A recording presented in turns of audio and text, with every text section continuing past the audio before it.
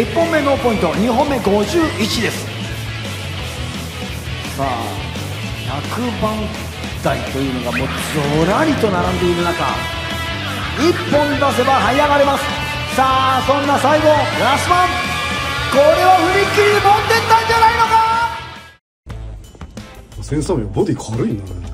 ほぼ補強入ってないですか。なるほど。はあ、じゃあ RCDC 出場の TT02、はい、こんな車です。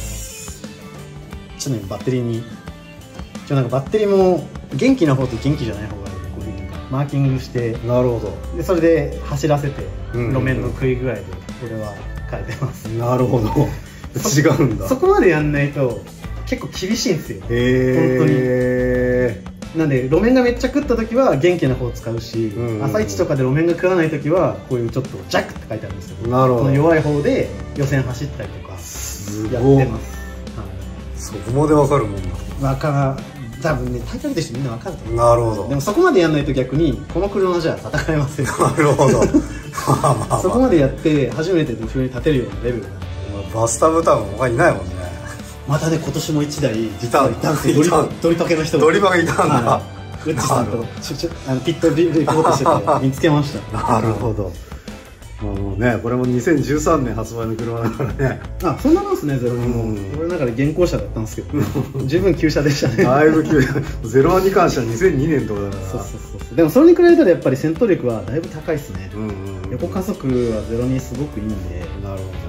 なんで、まあ、横に速い01を作るか縦に速い02を作るか。なるほど。でこれはまあ縦を強くしていった02だと思ってます。横のもともと02強いんで、で、まあ、もうちょっと RCDC に合わせて、まあ、今回この車の仕様で紹介すると、まあ、こういうプレートを入れてワイパーを長さ調整してあげて、まあ、こっち側の追っかける側ですね、赤マンのそれをまあ欲しいところまで追っかけられるように調整っていう形になったんですけど、これはね出るんですよね。ああ、そうですね。カーボンがね。カーボンが出るんで部品つけないでもこの数字が作れます。まあ、1ミリ延長のね、ワイパー、はい、出ちゃうんで、それで作れちゃうんで、基本的にはロアとかはアッパーはもう02コンバのまんま位置変えてないんで、本当にワイパーの位置だけ調整して最後合わせていってるんで、カーボンキットつければバッチリ再現できます。再現レシピも、まあ、そのうち自分のカーボンの部品が出たら、自分の動画でこれはもう紹介させてもらおうかなと思ってます。はい、でまずじゃあ双葉だけど3話、そう双葉の 10P なんだけど、まあ3話のジャイロと3話のサーボでやってますまだまだ不思議なことになってますけど、これがなんか俺も、ね、言われてやってびっくりなくらい自分と合ってるんですよね。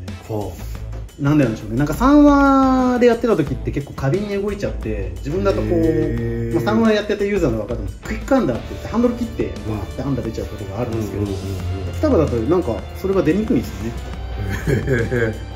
でなんかテレメトリを単純に双葉のプロポって速度が遅いらしいんですよ、これ。で3話って速いんですよ。でそれが多分自分の操作が多分ラフなんで、美味しいところ外れてても速度が遅いんでちょうど良くなるっていうので、こっち側の組み合わせが多分俺は3話の時より乗りやすい3話の時よりミスが減る。なるほど感じですね。まあもう鉄板の組み合わせだもんね、 CL2 と02だとね。はい、CL2 と02なんですけど、なんだろうな、3話ユーザーだとこれの設定で SXR ってジャイロの最速にするモードもあるんですよ。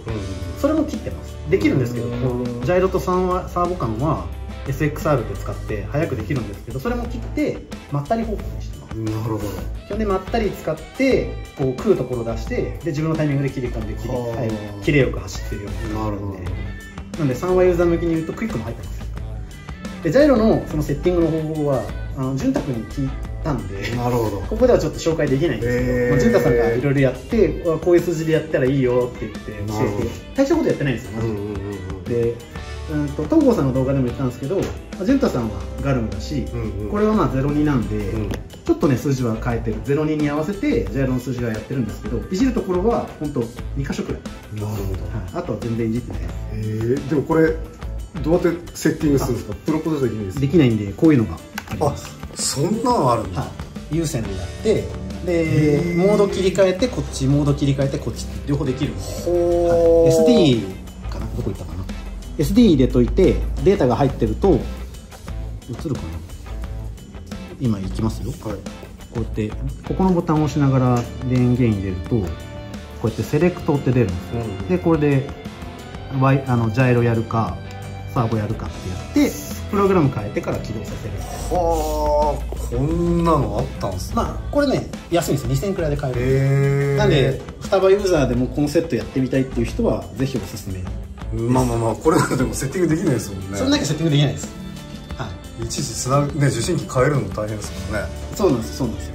あとまあこれもなんかいる情報かわかんないですけど、双葉でこれをやるときに、まあ双葉ユーザーさんに向けに説明するんですけど、SR モードって双葉であるじゃないですか。あれは切らないとダメです。なるほど。なのでそれをデジタルにしなきゃいけないのと、あと双葉ユーザーであるジャイロミキシングっていうのがあるんですけど、あれもオフにして3ちゃんの設定っていうところでやらないとこのジャイロは動きません。なるほど。それだけかな、注意点は。最初動かなくてすげえ参りました。それだけ注意しなきゃいけない。すごい。と、これありよ。あともう一個は、いい受信機じゃないとダメ。ああ、旧。これとこの1個前くらい、新しい、これ一番新しいやつで、これとこれの1個前のやつくらいしか確か動かせないんじゃないかな。 404SBS。これ書いてある 404SBS、まあこれはですけど、これか334ってやつ。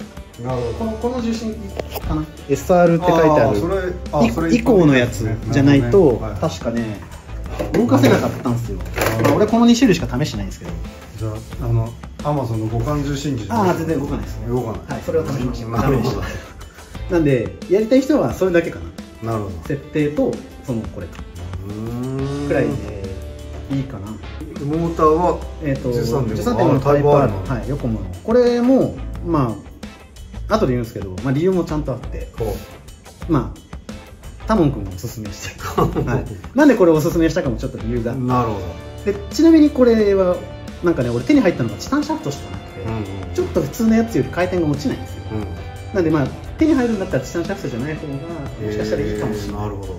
これは手に入ったのがチタンシャフトなんだけど、フィーリングはタモン君が使ったねノーマルのタイプ R の方が022はいいと言っちゃうんですけど、まあこれを選んだ理由も、この車が逆回転させてるんですよ。要は直線の速い02作るのにいろいろやってったら、要はハンドルクにしちゃってる。そうこっちを押してないんですね。02ってこっちを押しちゃうんですよ。で逆回転にするとここを押すようになるんで、逆回転にしてるんですけど、逆回転って基本モーター壊れちゃうんですよ、センサーで。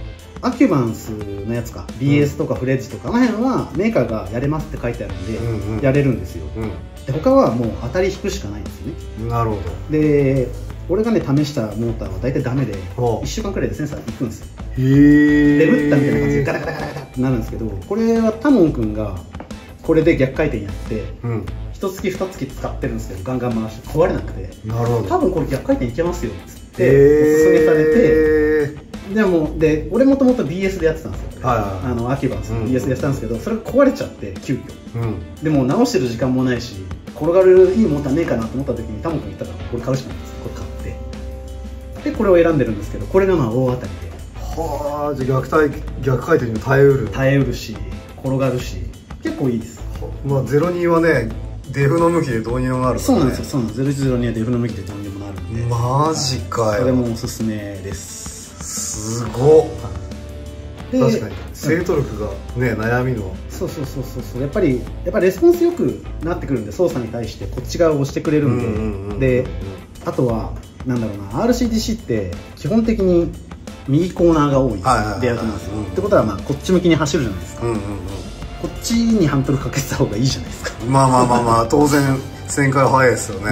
こっちにっていうのもあって逆回転をさせてます、こいつ。そう考えるともう逆回転いいことしかなくないですか。モーターが持てばモーターが持つモーターであれば大丈夫。でもタミヤのモーターはダメですね。あれは壊れちゃうしメリットしかないですよね。やった方がいいですよね。ただアンプによって逆回転した後にいろいろねセッティング変えなきゃいけないんですよ。俺この車作るのに、今これ3個目のアンプなんですけど、使って結局採用したのは G フォースさんの一番新しいやつ、ああ ALC160 エアってやつ、これに行き着くまでにその XD10 とか、レーシングパフォーマーの2とか、いろいろやったんですけど、パフォーマーの2は逆回転したら通るところをいじらないとブレーキがなくなるんですよ、横向きのアンプも逆回転できるんですけど、ブレーキできなくなっちゃうんで、横向きのアンプでやる人はやってみたら面白いですあ、これ行き着くまでにじゃあ相当出費を、このメカとかこの内容載ってるのになるまでに何回メカ変えたかわかんないですね。すげえ相当時間も金もかかりました。いやアンプで3種類試したし、ジャイロなんて多分 RD、レブ D も含めて全部試しました。本当に時間も金もかけました。このハントルクの作り方最高じゃないですか。早いですよ。まあつってもまあ横も縦モーターにしては縦モーターのハントルクですからね。縦モーターとしては速い方くらいで、やっぱりまあ RDX とかね、あの辺に比べたら直線はやっぱ苦しいですね。でもまあまあ十分っちゃ十分ですよ。タミヤでもここまで加速できますよ。これはパワーキャパシターです。パワーキャパシター、皆さん同じパワーキャパシターでこんなところにつけてます。パワーキャパシターの穴を開けちゃったバージョン。そう、穴を開けちゃったバージョンです。はい。ここにあるとね、どうしても RCDC パキパキ振らなきゃいけないんで、振られちゃうんで、でここだとまあ GRK なんかだとここにウェイトつけると結構メリットがあるんで、まあこの辺はね昔浩二さんがウェイトつけてて、なるほど。で今回もやるときにいいんじゃねここってなってここにしました。はあ。でも結構ワイドっすよね、リア。でもこれ俺の中で縮めた方っすわ。へえ。初めてね、若干やや電200ぐらいありそうですね。やや電、ほらこんなに潜ってる。あ、本当だ。やや電車。やや電ね。やや電です。流行りますよ。やや電。やや電車。でこれででも広いもんね。これで202なんですけど、多分195、195くらいで組みました。ああ、そうなんだ。じゃあちょい5ミリアップぐらいで。そう。本当はもう3ミリ4ミリ出てた方が面でかっこいいんですけど、やっぱりね、角度つけるときにやや電早い。やや電早いんだ。やや電ね。本当は鬼電にした方がいいんですけど、鬼電車の方がダサいんで。まあ私は職業ドライバーじゃないんで、そこまでは求めないんで、これでいいかな。どこまで電車にするかって結構重要なところですよね、現代ドリフトのね。でもね、予選はどうしても通りたかったんで、ものすげえ電車で走りましたので、ここから5ミリくらい縮めましたね。さらに電車にするとやっぱ振りの速くなりますよね。あと横とか基本的に全体的に面圧が上がるんで、ただ注意点も俺の中であって、いくらリアをナローにしても、デフが緩いと意味がないんですよ。だからデフ相当硬いんですよ。ほぼソリッドみたいな。ほぼソリッドみたいな。ちょっと緩んだな。すげえボーンなんだね。そうあえてボーンもまあ今回のは去年以上にリアのここ前出してるんですよ。前回りの位置変えてないんで、要は247作るのに全部後ろだけで作ってるんですよ。去年の01よりも出してる。なるほど。でやっぱりね、ここが重いとジャダが出ちゃう。ジャダとはこういう縦揺れで、リアのジャダってもトラクションなくなる方向しかないんですよ。なるほど。でそれがどうしても嫌でやめたのと、まあ分かってる人は分かってると思うんですけど、ボン前出てるとトラクションかかるんですよ。なるほど。っていうので、じゃあやっぱ中身のデフも01のデフってことですね。はい、01デフに TG10 のリングギア入れて、ツーリング用のなんか練り消しじゃないゴムか、なるほど、なんかブジェルゴムみたいな硬いやつを入れて、なんかね、初期のここだけ緩いんですよ。でここから重くなるみたいな状態ができるんで、ブジェルゴム使って、なるほど。でハンドルはやや効くようにしてるんですけど、まあ角度ついたらロック、あくまで欲しいところのイメージにそういうふうにはやってます。なるほどね。これリアンププレート、これ純正ですか？これどっかで売ってるやつなんですくらいですね。でショックタワーは UK ワークスかな、これまあ UK ワークスさんのやつ、これね、ここの背が低いんで、ここの配線が低いとこ通せるんですよ。どこ取ったらいいかな、ここが低いんですよね。そう、これがねすごくおしゃれなんですよ。確かにこれリアンプするときはそう、ミョンってならなくて、これもかっこいいしすごくいい。あとここが円になってるんで、ここの位置決めた時にダンパーの角度を変えて、要は時に長さ変えなくていいんですよ。円いいね。そう、これは直線だとやるごとにこうんうんうんうロはこっち上がってきたからまた高さ合わせてなんつってやっぱセッティング大変なんで、それもなんかこう丸くなるようにしてもらってあるんで、それもすごくね時短になります。これはありだね。はい、本当にコンペやりたい人はぜひおすすめです。なるほどね。4ミリ厚で分厚いです。ガッチガチ。あと変わったことって言えば、RCDC 路面グリップすごく高いところで戦うんで、これレバー比1、いやナックルの直付けなんですよね、ショックが。本当だ。すげえ硬い位置で使ってるんですよ。確かに。これも国さんから教えてもらって M06 用のサスピンにボールついてるやつ売ってるんですよね。これタミヤ純正であるんで、これを使って。すげえナックル直付け。そうだからもうここと連動でしたね。レバー比すごい。これ初めて見たな。結構昔からこれやってたんですよ。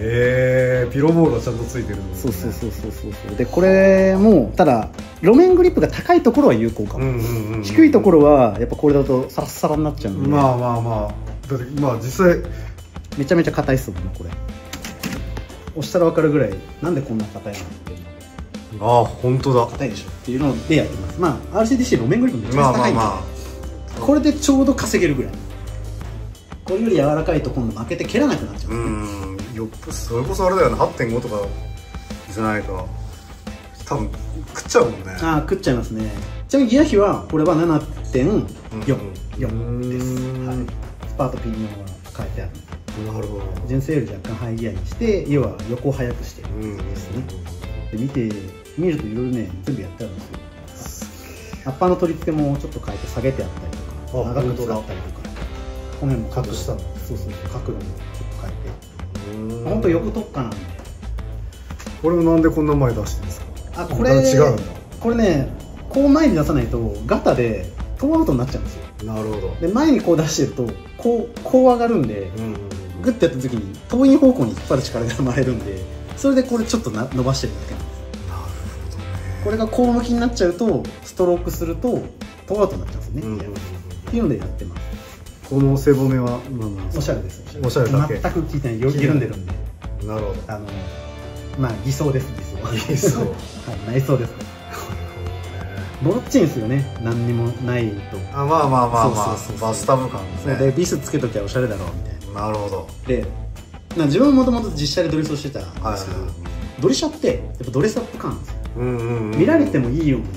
確かに考えた時にこれ、ここがちょっと青に出せんですけどこれを見られてもいいようにこうやりました。なるほど。これじゃあもぐせばって言われるんですよ。よくこう切って RCDC ってカーボンに線当たってるとねちょっと注意されるんですよ。要は通電するんですよね、カーボンって。なるほど。ここの線だけっていう話らしいんですけど、それもあってなんか予選行ってね言われても嫌だから、なるほど、一応大会対策。本当はこの下通したいんですけどね。森田から注意入るわけですね。そうなんですよ。アコさんから。アコさんも車検係。車検係。当日はアコタンって言ってました。森田と隣に。なるほど。アコタンって。2人体制なんだ。2人体制ですね。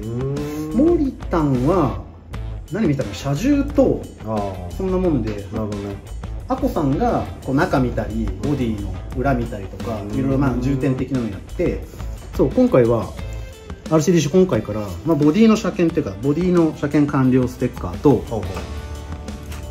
これシャーシもこれが貼ってないとダメっていう。なるほど。RCDC 予選と本戦多分シャーシ変えても多分いいですよ、走るの。そうなんだ。その時にこの車検が貼ってあるかどうかなるほどっていうのがチェックされるんで、シャーシ車検も今年はありました。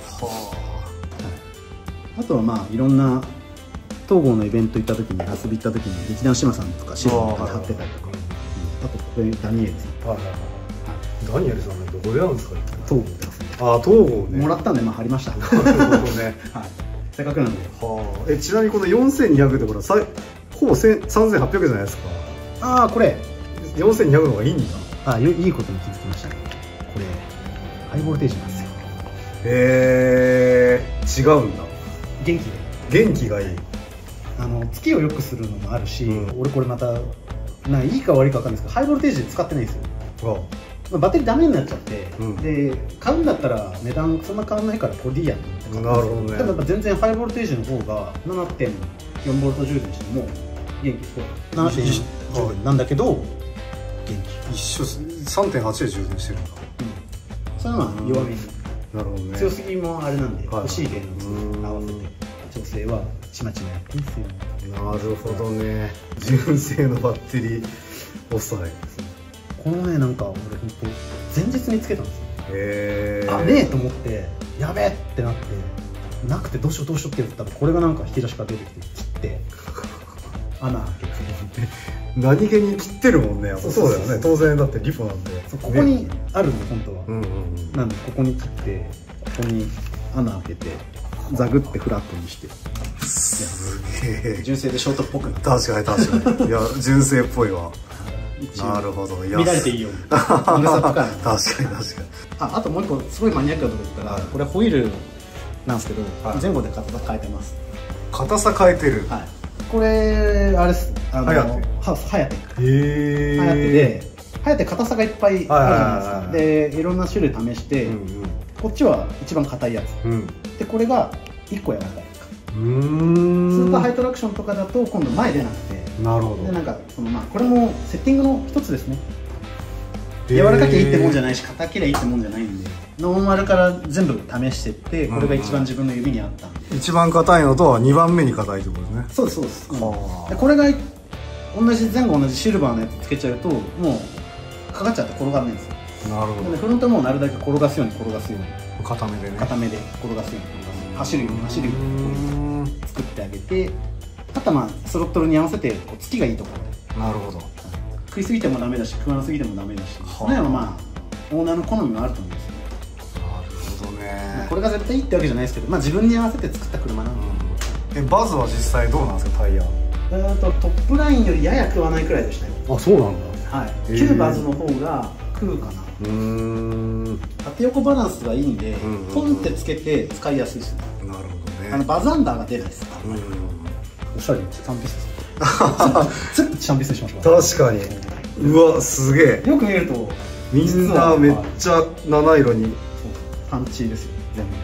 はあ、シャレオツなんですよ。全然走行性能上がんないですけど見た目細けいともやっぱ気使ってんですね。そうそう、これはなんか本当はなんか GT ウィングもなかったんですけど、あった方が良かったんで、GT ウィングもやっぱもうセッティングパーツでしたね。なるほど、効くんだ。横にパキッて向けた時にこっちの方が止まったんですよ、体感上で。なしつけてなしって何回もやって、これがいいやってなって結局つけました。なるほどね。なのでいろいろセッティングする人はまず変えたら戻す勇気つけた方がいいですね。なるほど。つけただけで変わるのはいいか悪いかじゃなくて変わっただけなんで、それが本当にいいかって多分戻した時に分かるんで。なるほど。ターバーと一緒ですね。ターバーもつけただけだとなんか分かんないけど息がするなと思って外すと効いてたんだ分かるんで、いろいろやる人は本当につけちゃ外してって繰り返すと一番いい。1個前に戻すっていうのが一番セッティング分かりやすいかもしれないですね。ペーパーで全部丸くしてるんですよ。そういうこと、本当だ。ここもでここも本当はリブがあるんですよ。そこも全部撫でました。本当だ。ここもめっちゃ綺麗になってる。もう全然傷つかない優しい車にしてます。人に優しく。ここもテッカテカになってる。加工を見たことない人が見たら分かんないぐらいにしました。すげえ。カテカテしました。カードがね、カードもここもないんですよ実は。あ、そういうのないんですよ。ここはちょっとね大会の前で土壇場でやったからね落としてないんですけど、全部カードというカードはペーパー当ててなだらにしてます。すごっ。これは張さんもびっくりだな。そうですね、張さん。俺01が好きなんですけどね、ちょっとこいつはだいぶめでましたね。なるほど。だいぶめでました。時間もかけたし。いやすげえな。おかげで満足いく車にはなったのかな。めちゃめちゃ速いもんな。このハント力の作り方は最高っすね。これいいっすよ。やばいね。本当に。いや、ベルトコンバインするしか方法ねえかと思ってたら。いやできますね。あれはあれでもほらちょっとギア比がね、そうなんですよ。高すぎてちょっとむずいよね。難しいんですよ。なるほど。おすすめですよ。ベロニでやる人はまあそのモーターが壊れるかもしれないから一概に言えないですけどね。そのできる人はやってみてもいいかもしれない。でもね、半回転するわけだったら誰もできるじゃないですかね。そうですね。半と逆回転にしてデフをひっくり返して。本当は多分右にレベルっていうかなんていうんですか。アポロのデフのデカデカがこっちに来るんですけど、それがこっち側に来てればなる。もうそれだけですからね。それだけなんで、お金はかからないんで、アンプがあと逆回転対応かどうか、ここの G コースだったらいけるということですね。逆回転する人向けなんですけど、これモーターの心拍、すげえ心拍今上がってる方にあるじゃないですか。50度がマックスじゃないですか。逆回転する人はこっちがゼロになるんで。なるほど。だからこっちからゼロ、こっちがマックスになるんで。落としてるんだ。そう、落としてる。むしろ。なんで逆回転やる人は本当にノーマルの例えば20とか入ってるじゃないですか。それ逆回転すると30入るんで、えれえことになるんで、やる人はマジで気をつけた方がいいです。それだけ注意点かな。なるほどか。これをね、18くらいにしてます。それもなんかまあ月見て空とか。なるほど。でもターボブーストはまた結構入れてるんですね。ガンガン入ってます。NA 区間が強すぎたんで心拍を落としちゃう。なるほどなるほど。で自分のやつはまだ20よりもちょっとずつ落としてる、ここみたいな。であんまり落とすと今度月がないんですよ。なんでほどほど、まあこの辺もセッティングねできるモーター使ってる人はやってみてもいいのかな。まあトルクを落とすような感じですね。発進トルクが強すぎちゃうと弾いちゃうんで、これはまあ滑らかな立ち上がりになると。路面に合わせて、バリグの人はもう逆に上げなきゃダメだったりするかもしれないし、タイルだとその辺は調整して。これね聞くと納得なんですけどなかなかできないんですよね。